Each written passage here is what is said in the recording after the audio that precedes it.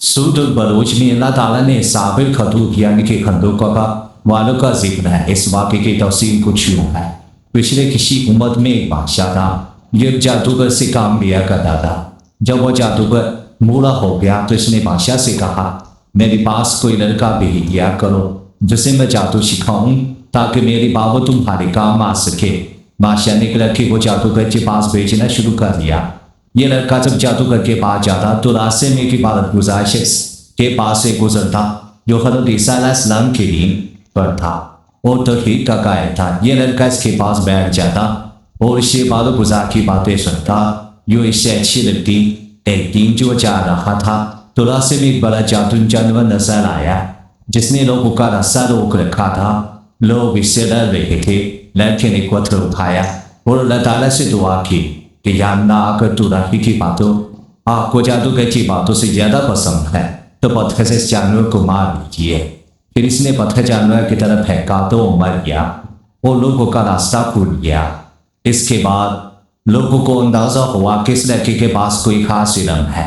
चुनाचे के उम्दे शख्स ने इससे दरख्वास्त की कि इसकी बिनाई वापिस आ जाए।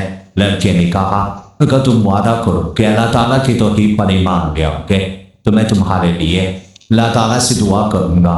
नाबीना शख्स ने यह शर्त मान ली। लड़के ने दुआ की। अल्लाह ताला ने अंधे शख्स की बिनाई लुटा दी और तौहीद पर ईमान लाया।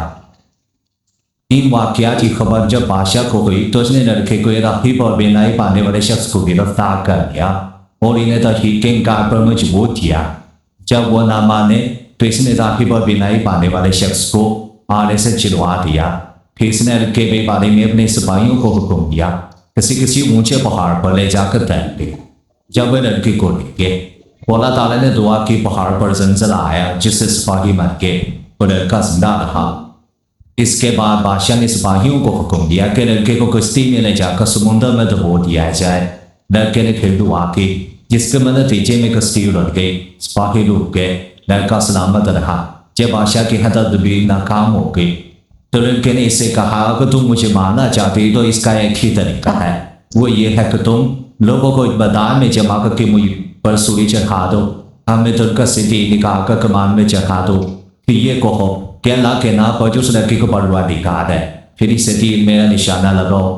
बादशाह ने ऐसा ही किया। तीर से लड़के की कमर पर जा लगा और वो शहीद हो गया।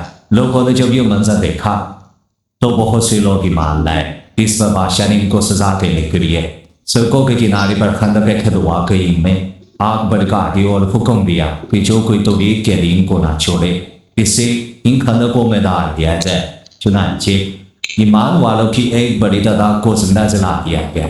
इन सब को अल्लाह ताला ने ऐसी हिम्मत अता फरमाई कि कोई भी इनको ईमान छोड़ने पर राजी ना हुआ और इनमें से हर एक ने आग पर जलकर शहीद होना कबूल कर लिया।